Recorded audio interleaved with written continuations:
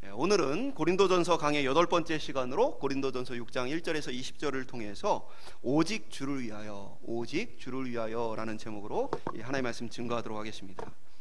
우리는 지난 시간 고린도전서 5장을 통해서 교회 안에 있는 음행의 문제에 대해서 성도들이 침묵하는 것에 대해서 사도 바울이 책망하는 모습을 살펴보았습니다. 교회는 거룩한 공동체로 부름받았기 때문에 교회의 거룩성을 위해서, 또 한편으로는 음행하는 사람이 회개하고 구원 얻을 수 있는 기회를 주기 위해서 그를 징계해야 한다. 그를 출교함으로써 교회의 거룩함과 이 사람에 대한 구원을 이루어가라는 사도 바울의 명령을 살펴봤습니다. 오늘은 반대로 이 고린도 교회 성도들이 침묵해야 할 문제에 대해서 너무 큰 목소리를 내는 것에 대해서 사도 바울이 책망하는 모습이 기록이 되어 있습니다. 그래서 이 고린도전서 5장과 6장은 서로 연결이 되어 있어요. 교회 안에서의 성도들의 삶에 대한 부분을 다루고 있어요. 그래서 이제 오늘 본문에 보면 1절에서 11절까지는 세상 법정에서 송사하는, 서로 고소하는 문제에 대해서 다루고 있고, 그리고 다시 12절에서 20절까지는 또다시 음행에 대한 부분을 가지고 이야기를 하고 있어요. 그래서 이 주제는 사실은 교회 내에서 우리가 어떻게 신앙생활을 할 것인가 라는 주제를 다루고 있는 것이죠. 특별히 이제 오늘 본문에서 다룬 것처럼 믿지 않는 세상의 재판관에게 교회의 문제를 가지고 하는 일들이 사도 바울은 굉장히 강력하게 책망을 하는데, 오늘날 이런 일들이 사실 많이 일어나고 있죠. 그것으로 말미암아 교회의 권위가 실추되어지고 세상 사람들의 교회가 참 많은 조롱을 당하는 아픈 일들이 참 많이 있는 모습을 보게 되어집니다. 그렇다고 해서 오늘 본문이 그리스도인들로 하여금 세상에서 이 재판을 하지 말라는 그런 의미는 아닙니다. 법률이나 사법기관은 하나님께서 우리에게 주신 일반 은총 중에 하나로, 우리가 마치 몸이 아프면 병원을 가는 것과 같이 우리가 억울한 일을 당하거나 우리의 권리가 침해되었을 때에 사법기관에 고발을 하거나 재판을 받는 것은 정당한 그리스도인의 권리예요. 다만 오늘 본문이 말하고 있는 것은 교회 안에 있는 문제를 가지고 세상 법정으로 가는 것에 대해서 이야기를 하고 있는 거예요. 교회 안에서 분쟁과 갈등에 대해서 어떻게 해야 하는가, 사도 바울은 그 문제를 교회가 스스로 해결하라고 권면하고 있는 것입니다. 사도 바울은 그것에 그치지 않고 지난 시간 본문에 이어서 그러니까 교회에서 신앙생활을 우리가 어떻게 해야 하는가 라는 부분을 이제 확대해서 그 원리를 오늘 본문을 통해 말해주고 있어요. 우리가 이제 무엇이든지 수년간 반복을 하면 그 분야의 전문가라고 얘기해요. 그런 면에서 본다면 많은 사람들이 교회에서 수십 년간 신앙생활을 해왔어요. 그렇다면 이 모든 성도들이 이 신앙생활을 하는 데 있어서 전문가가 되어야 하는 것이 마땅해요. 그럼에도 불구하고 교회가 교회 생활의 관계에 대해서 잘 가르치지 못함으로, 또 성도들이 교회 생활에 대한 어떠한 깊은 관심을 갖지 않으므로 사실은 그러한 전문가와는 전혀 다른 그런 모습을 우리가 보게 되어져요. 이런 교회 안에서의 어떤 문제들은 교회가 평안할 때는 사실 별 어려움이 없어요. 그러나 교회가 어떤 위기를 만나게 되어지면 그때에 성도들이 교회의 신앙생활에 대한 원리를 잘 알고 있는가 그렇지 않은가가 굉장히 큰 차이를 보여주게 되어집니다. 성도들이 바르게 교회 생활을 배우고 교회의 어떤 원리를 잘 알고 있는 교회는 심각한 어떤 갈등과 위기를 만났을 때에 그 하나님이 주신 질서를 따라서 이 문제를 차근차근 해결해 나가게 되어 있어요. 반면에 그렇지 못한 교회는 어떻게 되어지느냐, 물리적으로 갈등하고 충돌하고 서로 감정적으로 싸우면서 이 문제가 해결되지 않은 채 더 큰 문제로 변질되어지는 모습을 보게 되어집니다. 오늘 우리는 이 본문을 통해서 그리스도인의 삶의 원리, 특별히 교회 안에서의 신앙생활의 원리를 통해서 우리가 한 몸으로서 성숙한 교회로 함께 자라날 수 있기를 간절히 소망합니다. 첫 번째 한번 따라해 보겠습니다. 세상 법정에서의 다툼. 오늘 본문 이제 1절에 보면 너희 중에 누가 다른 이와 더불어 다툼이 있는데 구태여 불의한 자들 앞에 고발하고 성도 앞에서 하지 아니하느냐. 사도 바울의 책망인데요. 고린도 교회 성도들끼리의 다툼이 일어나는데 그 고소고발의 문제를 어디로 갖고 가느냐? 세상 법정으로 갖고 간 거예요. 근데 세상 법정에 그 재판하는 자들에 대해서 사도 바울이 뭐라고 표현했냐면 불의한 자들이라고 표현했어요. 그러니까 세상 법정에 있는 재판관들은 우리 그리스도인의 눈으로 볼 때에는 뭐예요? 불의한 자들이다. 왜 사도 바울이 이렇게 표현했을까요? 하나님의 의를 잘 알지 못하는 사람들이에요. 그래서 나름대로 세상에서는 그들이 뭐 뛰어나고 그들이 정의를 실행한다라고 말하겠지만, 그러나 하나님의 법을 잘 알지 못하기 때문에 그들이 하나님의 법으로서 온전한 판단을 내리는 것이 불가능해요. 그래서 사도 바울은 그들 향해서 불의한 자들이다. 그런데 어떻게 교회의 이 문제를, 성도 간의 문제를 가지고 불의한 자들에게 갖고 갈 수 있느냐라고 이야기를 하는 것이죠. 그러면서 이어지는 2절에서는 이들이 지금 다투고 있는 문제가 심각하고 중요한 문제가 아니라고 사도 바울이 말해요. 그래서 사도 바울은 이 문제, 지극히 작은 일 판단하기를 너희가 왜 못하고 있느냐라는 이야기를 해요. 그러니까 엄청나게 심각한 어떤 이제 범죄와 문제들을 다루는 것이 아니고, 지금 성도들 사이에 서로 고소고발을 하는 문제는 지극히 작은 일, 이 이제 원어로는 제일 작은 일들을 가지고 지금 이제 법정 다툼을 벌이고 있는 것에 대해 이야기를 하는 것이죠. 우리는 이제 우리가 어떤 문제에 대해서 세상의 법정으로 가져갈 수 있고 어떤 문제에 대해서 교회 안에서 해결해야 되는가, 여러 가지 이제 해석이 조금씩은 다를 수 있지만 저는 좀 이렇게 해석을 합니다. 하나는 이 성도들 사이의 문제일 때, 또 두 번째는 그것이 교회가 해결할 수 있는 작은 문제일 때, 그때는 세상 법정으로 가져가서는 안 된다. 이 작은 문제라는 게 꼭 어떤 우리가 생각할 때 중요하지 않은 문제를 얘기하는 건 아니에요. 교회가 해결해야 될 만한 문제를 얘기하는 거죠. 어떤 것이냐면, 교회는 사법기관이 아니기 때문에 어떤 것을 조사하고 확인하는 데 있어서는 한계를 가집니다. 예를 들면 개인의 어떤 통장 내역이나 개인의 어떤 그 사생활의 은밀한 부분들을 일일이 조사하고 그것을 판결할 수 있는 권한을 가지고 있지 않아요. 그렇기 때문에 이러한 문제에 대해서는 정당하게 사법기관에 의뢰를 해서 교회가 이 문제를 해결할 수 있어요. 그러나 이제 그렇지 않은 문제들에 대해서는 교회가 스스로 판단을 해야 하는 것이죠. 다만 사도 바울은 오늘 본문을 통해서 뭐라고 얘기하는 거예요? 고린도 교회 성도들이 세상에서도 없는 음행의 문제에 대해서는 침묵하면서 자기들끼리 있는 사소한 다툼에 있어서는 정말 세상 법정으로 나가서 서로를 고소 고발하고 있는 그 모습에 대해서 지탄하고 있는 것이죠. 사도 바울은 왜 교회가 이런 성도들의 문제에 대해서 교회가 왜 판단을 해야 되느냐, 그 이유를 우리에게 말해줍니다. 첫 번째는 교회가 가진 기준이 세상이 가진 기준보다 높기 때문에 그래요. 2절에 보면 성도가 세상을 판단할 것을 너희가 알지 못하느냐, 세상도 너희에게 판단을 받겠거든 지극히 작은 일 판단하기를 감당하지 못하겠느냐. 3절에 보면 우리가 천사를 판단할 것을 너희가 알지 못하느냐, 그러하거든 하물며 세상 일이랴. 그러니까 무슨 얘기냐면, 마지막 때가 되어지면 우리 그리스도와 함께 세상과 모든 것을 다스리고 심판하는 자리에 함께 있게 되어집니다. 그래서 이제 성경에 보면 우리가 보좌에 앉게 될 것에 대해서 이야기를 하고 있고, 또 요한계시록 2장 26절에 보면 대표적으로 이기는 자와 끝까지 내 일을 지키는 그에게 만국을 다스리는 권세를 주리니 라고 성경이 막 말씀해주고 있죠. 그러니까 마지막 때가 되어지면 우리는 뭐예요?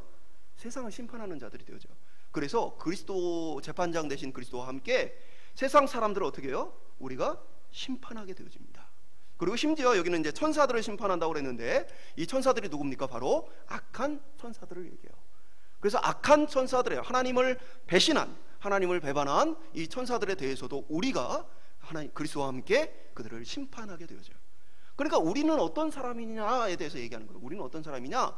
하나님의 의를 가지고 그 하나님의 의를 통해 세상과 모든 것을 심판할 만한 것이 바로 우리인데, 우리가 어떻게 우리가 심판해야 될 그 세상의 법아루로 그 낮은 수준으로 들어가서 그것을 맡기겠느냐라는 이야기를 하고 있는 것입니다. 이는 그리스도인은 세상의 법보다 더 높은 법을 따르는 자들이다라는 이야기를 하고 있는 거예요. 사실 세상의 법은 이리저리 빠져나갈 수 있는 구석이 너무나 많죠. 그리고 한편으로는 이제 세상의 법이 얼마나 정의로운가를 얘기하면 솔직히 너무나 실망스럽습니다. 누군가에게는 황제에 노역해가지고 엄청난 죄를 졌음에도 불구하고 너무나 죄를 쉽게 탕감해주고, 누군가는 그 억울함과 아픔에도 불구하고 이 세상의 법정에서 유죄로 고통을 당하는 일을 보게 되어지죠. 얼마나 이 법이 온전하지 않은지를 우리는 너무나 많이 알고 있어요. 그러나 이 하나님의 완전한 법은 그 모든 것과 달리 완전한 수준에 이르는 법이죠.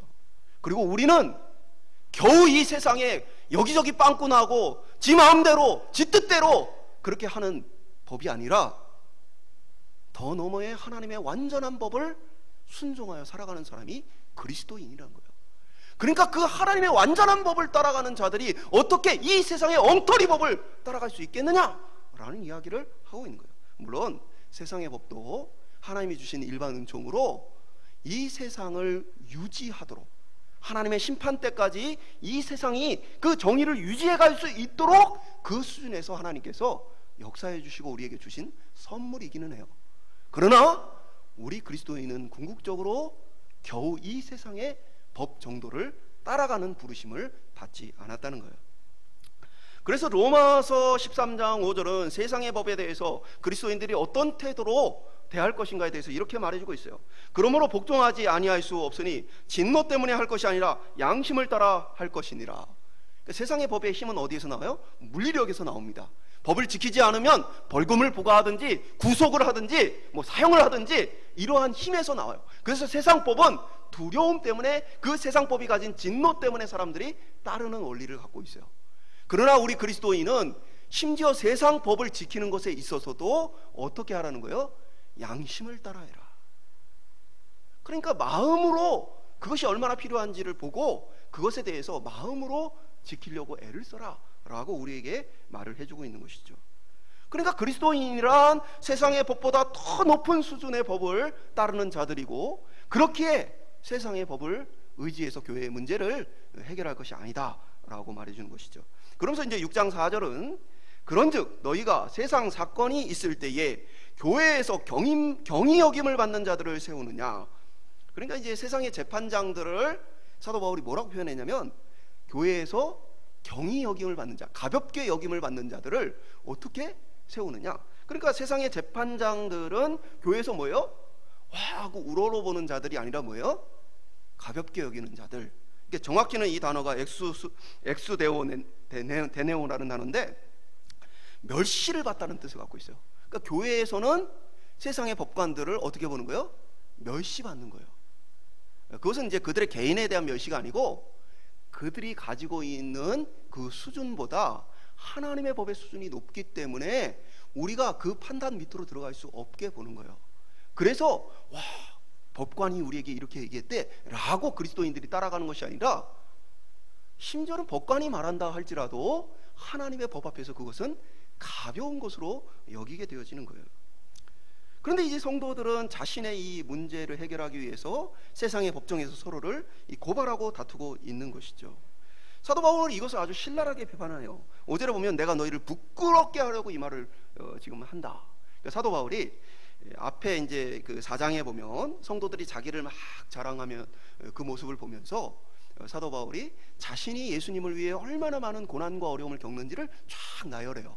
그러면서 사도 바울이 4장 14절에 뭐라고 말하냐면, 내가 너희를 부끄럽게 하려고 이걸 쓰는 게 아니다라고 얘기해요. 그런데 오늘 본문에서는 뭐예요?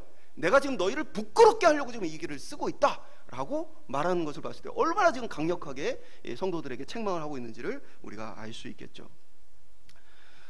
바울은 그것이 하나님의 교회를 세상에서 부끄럽게 하는 일이기 때문에 차라리 성도들에게 손해보는 게 낫다라는 이야기를 하게 되어집니다. 구체적으로 말씀드린 것처럼 이게 이제 어떠한 문제로 인해서 성도들이 서로 갈등하고 있는지 나열하고 있지는 않지만, 이 문제에 있어서 세상의 법정에 갖고 가는 것보다는 차라리 손해보는 것이 더 낫다라고 표현하는 거예요. 오늘날은 이제 안타깝게도 교회가 이제 권위를 잃어버렸고, 또 한편으로는 교회가 권위를 잃어버릴 만한 잘못된 판단들을 사실 너무 많이 했죠. 저도 사실 이제 참 보면 말도 안 되는 그러한 이제 이 판결들을 종종 보게 되어져요. 그러니까 이제 사람들이 이제 교회의 법을 따르지 않는 거죠. 교회 권위가 무시되어지고 교회는 지멋대로 하는 데다라는 생각을 갖게 되는 거죠. 근데 이제 세상의 법도 마찬가지예요. 세상의 법도 사람들이 별로 신뢰를 하지 않지만 세상의 법은 뭘 가지고 있어요? 물리력을 가지고 있어요. 지키지 않으면 어떤 이제 강제력을 행사하죠. 그래서 사람들이 이 강제력을 의지해서 세상의 법으로 교회의 문제, 교회의 갈등을 세상의 법으로 갖고 가는 일들이 나타나게 되어졌죠. 이 안타까운 현실 속에 오늘 이 사도 바울의 이 외침이 우리에게 좀 들려지길 원합니다. 교회가 그 권위를 회복할 수 있도록 우리가 함께 기도하길 소망하고, 부패한 교회가 건강하게 자정 능력을, 건강함을 가질 수 있도록 우리가 함께 기도할 수 있기를 소망합니다. 그래서 사도 바울은 그러면 이제 우리에게 중요한 건 뭐예요? 부패한 교회가 잘못된 판단을 내리게 되어지면 어떻게 하느냐라는 생각을 우리가 가질 수 있죠. 사도 바울은 차라리 속는 게 낫다는 거예요. 차라리 속는 게 낫다는 건 손해 보라는 거죠. 우리는 이 땅에서 잠시 살 뿐이에요. 공의로운 하나님께서 반드시 그 문제를 판단하실 것입니다. 그리고 우리의 억울함도 풀어주실 것이에요. 하나님께 이 모든 심판을 맡겨드리고 우리는 필요하다면 그 불의한 공동체로부터 떠날 수는 있어요. 그러나 그 문제를 세상의 법정으로 가져가는 것은 하나님의 영광을 가리게 되어지는 것입니다. 오늘 저와 여러분이 이 원리를 따라서 정말 하나님의 법의 그 완전함과 또 그 완전한 법을 따라가는 높은 수준의 어떤 하나님의 우리를 향한 부르심을 기억하고 세상과 구별된 성도와 교회로 저희가 함께 세워져 갈 수 있기를 간절히 소망합니다. 두 번째 한번 따라 뵙겠습니다. 교회가 판단해야 할 문제들. 사도 바울이 구체적으로 얘기를 하지 않았어요. 이 작은 일, 지극히 작은 일이라고 표현했는데, 구체적으로 그렇다면 어떤 문제를 교회가 판단을 해야 하는가를 이제 예시를 지금 들어주고 있어요. 9절과 10절을 보면, 불의한 자가 하나님의 나라를 유업으로 받지 못할 줄 알지 못하느냐. 미혹을 받지 말라. 음행하는 자나 우상 숭배하는 자나 간음하는 자나 탐색하는 자나 남색하는 자나 도적이나 탐욕을 부리는 자나 술 취하는 자나 모욕하는 자나 속여 빼앗는 자들은 하나님의 나라를 유업으로 받지 못하리라. 그러니까 하나님의 나라를 유업으로 받지 못한다는 얘기는 정확히 하나님의 나라를 상속하지 못한다라고 언어가 기록하고 있어요. 하나님의 나라를 상속받지 못한다는 얘기는 천국에 가지 못한다는 얘기죠. 구원받지 못한다는 얘기입니다. 이러한 자들은 구원받을 수 없다라는 얘기를 하고 있는 거예요. 어떤 자들입니까? 음행하는 자, 우상 숭배하는 자, 간음하는 자, 탐색이란 게 좀 한국어로 좀 이게 잘 와닿지 않는데, 이 단어가 히브리어로 말라코스라는 단어로 부드럽다는 뜻을 가지고 있어요. 그래서 이게 어떤 것을 의미하냐면 남자인데 부들부들한 여성 같은 그러한 모습을 보여준 거예요. 이게 성격을 얘기하는 게 아니고 오늘날 우리로 얘기하면 뭐예요? 트랜스젠더를 얘기하는 거예요. 자기의 성별을 버리고 다른 성으로서 살아가고자 하는 것들을 얘기하는 거죠. 남색한다는 건 이제 동성애에 대한 이야기를 하고 있는 거죠. 그리고 도적질하는 것, 탐욕을 부리는 것, 또 술 취하는 것. 여러분, 그리스도인에서 술 취하면 안 됩니다. 술 취할 때까지 술을 마신다면 천국이 내게서 멀다는 생각을 해야 돼요. 근데 한국 사회가 술에 대해서 굉장히 관대한 사회입니다. 그러니까 예를 들면 일주일에 한 번 이상 정기적으로 술을 먹는다면 해외에서는 알코올 중독으로 봅니다. 심각한 치료를 요하는 상태로 봐요. 근데 한국 사회는 술에 대해서 너무 관대하다 보니까 술을 일주일에 두세 번을 마셔도 괜찮은 줄 알아요. 그러니까 전 세계적으로도 일주일에 한 번 이상 정기적으로 술을 마시는 사람은 알코올 중독이고 심각한 상태의 위기라고 봐요. 그러니까 그리스도인은 뭐예요? 술을 마시지 말라는 얘기가 아니라 정확히 말하면 술에 취해서는 안 된다, 중독되어서는 안 된다, 술을 의지해서는 안 된다는 얘기를 하고 있는 것이죠. 모욕하는 자는 비난하는 것, 다른 사람을 흉보거나 욕하는 사람을 얘기하는 거예요. 다른 사람을 비난하고 욕하고 흉보는 사람들은 하나님의 나라에 합당하지 않다, 천국에 합당하지 않다. 속여 빼앗는 자, 사기꾼을 얘기하는 거죠. 참 이게 장로님이라고 믿었다가 또 그분도 좀 신앙생활 잘한다고 믿었다가 사기당하는 일이 너무 많죠. 그래서 그리스도인이라고 해서 우리가 함부로 믿어서는 안 되는 그런 시기를 우리가 살고 있어요. 그러한 자들은 하나님의 나라를 유업으로 받을 수 없다, 천국을 얻을 수 없다라고 사도 바울은 선언하는 거예요. 교회 안에서 성도들 사이에 일어나는 이 모든 문제들에 대해서 교회로 하여금 판단하라고 말하는 것이죠.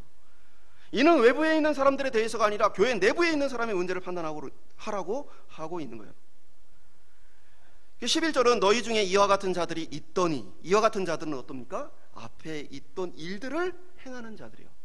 그래서 사도 바울이 독특한 표현을 했어요. 지금도 그러고 있다라고 말하지 않고 과거에 그러한 자들이 있었는데 이제 변화받았다라고 얘기를 하는 거예요. 근데 사실은 고린도 교회 성도들이 지금 뭐 하고 있어요? 이런 문제로 갈등하고 있어요. 그러니까 사도 바울이 이렇게 표현한 이유는 성도는 이러한 상태에 머무를 수 없다라는 얘기를 강력하게 하고 있는 거예요. 그래서 너가 과거에 이러한 상태에 있었지만 이제는 어떻게 됐어요? 예수 그리스도의 십자가의 은혜로 말미암아 또 하나님의 성령으로 말미암아 이제 거듭나고 변화받지 않았느냐라는 이야기를 하고 있는 것이죠. 우리가 행위로서 자격을 얻어서 구원을 얻는 것은 아닙니다.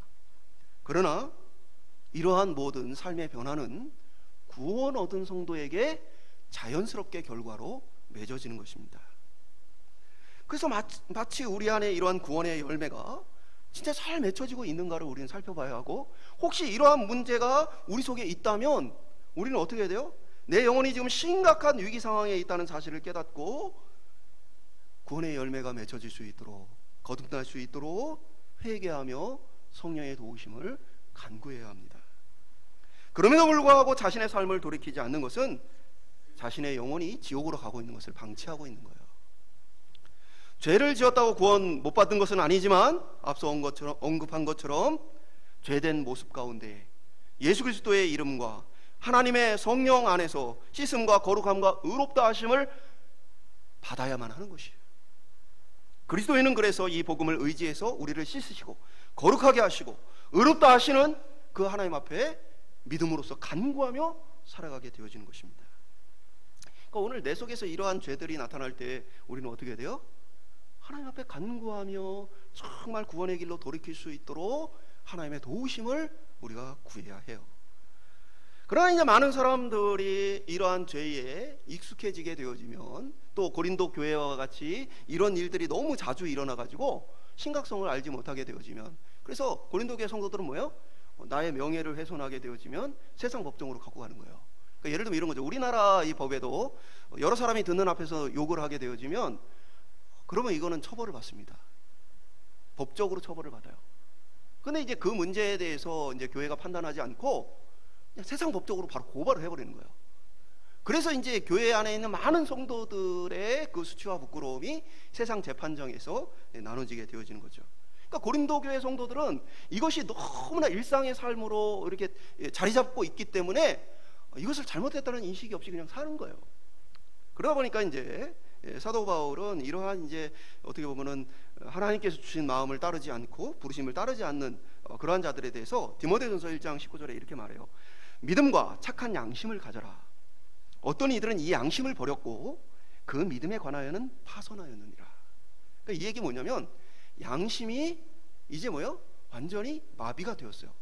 그래서 자신이 죄를 지으면서도 불구하고 죄책감을 느끼지 못하고 회개의 필요성을 못 느끼게 되어지는 거예요. 이게 이제 모든 사람의 그 특징이에요. 우리가 죄에 익숙하게 되어지면 그 죄가 더 이상 회개하거나 돌이켜야 될 심각한 것으로 받아들이지 않게 되어져요.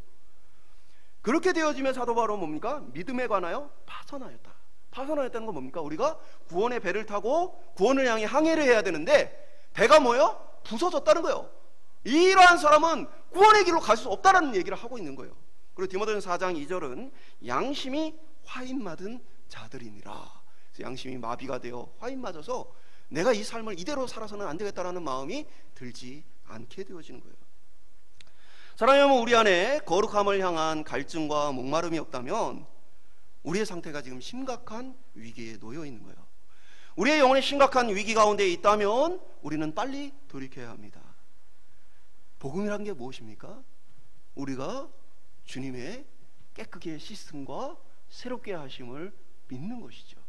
그래서 다시 주님 앞으로 나아가 우리가 변화받기를 주님 앞에 간구하는 거예요.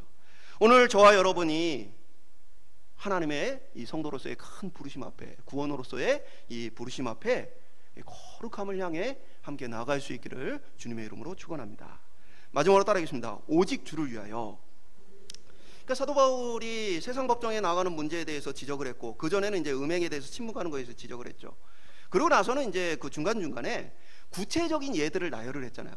근데 이제 우리의 삶이란 게 어떤 그 예만 딱 이렇게 한정되어 있는 게 아니잖아요. 그 외에도 다양한 어떤 문제들이 일어날 수 있죠. 그래서 사도 바울은 마지막으로 12절부터 그 원리, 이 모든 것의 원리에 대한 이야기를 해주고 있습니다. 그래서 12절은 모든 것이 내게 가하나 다 유익한 것이 아니오, 모든 것이 내게 다 가하나 내가 무엇에든지 얽매이지 아니하리라. 그러니까 사도 바울은 이것이 내가 얽매여 있는 문제, 꼭 해서는 안 되는 문제가 아니라 이렇게 할 수도 있고 저렇게 할 수 있는 권리가 나한테 있다는 거예요. 그리고 그러한 문제에 대해서 사도 바울의 기준은 무엇이냐? 유익한 것이 무엇이냐. 그러니까 나에게 권리가 있느냐 없느냐가 아니고 무엇이 기준이에요? 무엇이 유익한 것이냐를 기준으로 삼는다는 거죠. 중요한 것은 뭐예요? 그렇다면 그 유익이라는 것의 기준, 누구의 유익이냐, 무엇에 대한 유익이냐가 중요하겠죠. 그래서 사도 바울은 이어지는 말씀을 통해서 13절에 오직 주를 위하여 라는 기준을 제시해줘요. 그래서 오직 주를 위하여. 그러니까 우리는 이렇게 할 권리도 있고 저렇게 할 권리도 가지고 있는 문제에 대해서 세상의 법은 내가 권리를 가지고 있으면 이게 이제 기가 막히죠. 사도 바울의 이 구조를 보면 하나님의 법이 세상의 법보다 훨씬 더 높은 수준에 있다는 것을 여기서 이제 또 확 설명을 해주는 거죠. 그래서 세상의 법은 내가 정당하게 권리를 행사할 수 있는 문제에 대해서 문제 제기를 하지 않습니다. 그런데 내가 정당한 내 권리를 행사할 때에 사실은 너무나 많은 사람들이 고통과 피해를 받을 수 있어요, 없어요? 있죠. 예를 들면 내 땅이라고 해갖고 마을 사람들이 출입하지 못하도록 엄청난 돌을 갖다 놓고 사람들로 하여금 차량도 통행하지 못하게 하고 많은 것들을 하지 못하게 하는 일들이 지금 많이 벌어지고 있어요. 곳곳에서. 내 권리예요. 내 땅이고 내 권리예요. 그러니 내 땅이고 내 권리고 내가 할 수 있는 내 선택이라고 말하지만 그것이 많은 사람들에게 고통이 될 수 있어요. 그때 세상은 세상의 법에 따라서 권리를 때로는 주장할 수 있게 해줘요. 그러나 그리스도인에게는 우리 주님에게 무엇이 유익이 되느냐, 그것을 기준으로 삼으라고 말해주고 있는 것이죠. 그래서 세상의 법보다 더 높은 기준으로 예수 그리스도의 뜻과 예수 그리스도께 유익되어지는 일들을 기준 삼으라고 사도 바울은 말해주고 있는 것이에요. 그래서 그러한 문제는 육체에 대한 문제에도 그렇다라고 얘기를 해줘요. 그러면서 영적인 우월성을 주장하면서 육체에 대해서 가볍게 생각했던 고린도 교회 성도들을 향해서 구체적으로 16절을 통해 창녀와 합하는 것은 창녀와 한 몸이 되는 것이다. 어떻게 예수 그리스도와 한 몸 된 우리가 창녀와 한 몸이 될 수 있겠느냐? 라면서 강력한 책망을 하게 되어집니다. 그러니까 우리는 어떤 사람이에요? 19절과 20절 보면 우리는 너희의 몸은 너희가 하나님께로 받은 바 너희 가운데 계신 성령의 전인 줄 알지 못하느냐? 너희는 너희 자신의 것이 아니라 값으로 산 것이 되었으니 그런즉 너희 몸을 하나님께, 너희 몸으로 하나님께 영광을 돌리라. 그러니까 너희 몸은 그리스도께서 이미 돈을 주고, 돈이란 건 뭐예요? 자기 십자가의 죽음으로써, 보혈로써 우리를 구매했다는 거죠. 그래서 우리는 이미 그리스도에 속한 자들, 그리스도의 것으로 바뀌었다는 거예요. 그리고 그리스도와 하나가 된 우리가 어떻게 창녀와 한 몸이 될 수 있겠느냐? 그러니까 이게 무슨 얘기냐면요, 당시 고린도 사회에는 이러한 음행이 문제가 되지 않았어요. 특별히 이제 고린도 지역에 아프로디테, 비너스를 섬기는 미의 여신을 섬기는 신전이 있었고, 그 신전에는 수천 명의 여자 창기들이 있었어요. 여자 사제들이죠. 그래서 그 여인들과 음행을 하는 것이 이들에게 문화로서 자리 잡고 있어요. 그래서 사람들은 그 일에 대해서 죄라고 생각하지 않아요. 그 일은 우리 사회에 오래전부터 있었던 당연한 문화라고 생각을 해요. 근데 사도 바울은 말하기를 어떻게 그럴 수 있느냐? 세상의 법은 그것에 대해서 침묵한다 할지라도 하나님의 법은 그렇지 않고 우리 그리스도인은 그 하나님의 법을 따라 창기와 한 몸이 될 수 없다 라는 이야기를 선언하게 되어지는 것이죠. 오늘 우리가 그리스도인이 되었다는 것, 예수를 믿는다는 것은 복음을 받아들였다는 거예요. 그것은 나를 오늘 본문과 같이 값으로 사셨음을 인정하고 예수님을 이제 뭐예요? 나의 주인으로 모셔드린 거예요. 이제는 내가 주인이 아니에요. 내가 주인이면 내 마음대로 내 뜻대로 살 수 있어요. 그러나 그리스도인 예수를 믿었다는 게 어떤 의미냐? 이제는 내 삶의 주인이 내가 아니고 나를 핏값으로 사신 그리스도의 것임을 인정하고 내가 이제 그리스도의 종으로, 그리스도를 주님으로 모시고 살겠다라는 결단을 한 것입니다. 그러나 이제 많은 사람들이 착각을 해요. 많은 사람들이 예수님의 십자가의 죽음을 알고 그것을 인정하면 그것이 마치 내가 구원을 얻는 믿음인 줄 착각합니다. 지식적인 수준의 믿음이나 아니면 내가 의지적으로 그것이 맞다라고 인정하는 수준의 믿음은 구원 얻는 믿음이 아니에요. 구원 얻는 믿음이란 무엇입니까? 그 모든 것들을 기반으로 예수님을 나의 주인으로 모셔드리는 거예요. 이제는 내 뜻대로 살지 않겠습니다. 이제는 하나님 말씀을 따라 살겠습니다. 이제는 내가 원하는 삶을 살지 않겠습니다. 내 삶의 주인 되신 하나님이 나의 비전이고 꿈이고 하나님이 내게 명령하신 나에게 주어진 삶을 내가 살겠습니다 라는 것이 신앙이 나중에 커서 하는 게 아니고 예수를 믿는 출발점이에요. 비록 우리가 이 땅에서 불완전하기 때문에 죄를 짓기도 해요. 넘어지기도 합니다. 그러나 여전히 우리는 주님의 그 복음을 의지하여서 우리를 거룩하게 하시고 우리를 의롭다 불러주시며 우리에게 힘과 용기를 주시는 그 주님을 의지함으로써 그 도우심을 간구하면서 이 신앙의 길을 걸어가는 것이 그리스도인의 삶이에요. 오늘 저와 여러분의 나를 위한 삶에서 오직 주를 위한 삶으로서의 변화가 일어날 수 있길 소망합니다. 나를 위한 삶에서 구원에 합당한 예수 그리스도를 위한 오직 주를 위한 삶이 우리 안에 자리 잡기를 소망합니다. 말씀 맺도록 하겠습니다. 고린도 교회 성도들은 자기의 이익과 명예를 위해 작은 일들을 가지고 세상의 법정에서 서로 다투었습니다. 바울은 교회 안의 작은 문제를 하나님의 법을 알지 못하는 세상의 재판관들에게 가져가는 것에 대해서 책망합니다. 그러면서 더 높은 수준의 하나님의 법을 따라야 할 성도들이 그 문제를 스스로 판단하고 해결할 것을 말해주고 있습니다. 그러면서 세상의 기준과 다르다는 것을 우리에게 얘기해 주죠. 고린도 사회에서 허용되는 음행이라 할지라도 하나님의 법 안에서는 허용되어지지 않는다. 주의 영광을 위해 오직 주를 위해 살아가라고 우리에게 권면하고 있어요. 오늘 우리가 항상 무엇을 결정하고 판단할 때마다 우리가 돌아봤으면 좋겠어요. 이게 우리 주님에게 유익이 되어지는 것인가? 혹시나 이것이 우리 주님에게 피해가 되거나 그 주님의 명예를 훼손하는 것은 아닌가? 오늘 우리가 이것을 바라봄으로써 정말 우리를 구원하신 그 구원에 합당한 삶을 함께 살아갈 수 있기를 주님의 이름으로 축원합니다. 그리고 혹 주님으로부터 떨어져 있는 구원과 합당하지 않는 그러한 삶의 자리에 있다면 오늘 주님 앞에 간구하면서 삶을 돌이켜 구원의 길로 나아갈 수 있는 저와 여러분 될 수 있기를 주님의 이름으로 축원드립니다.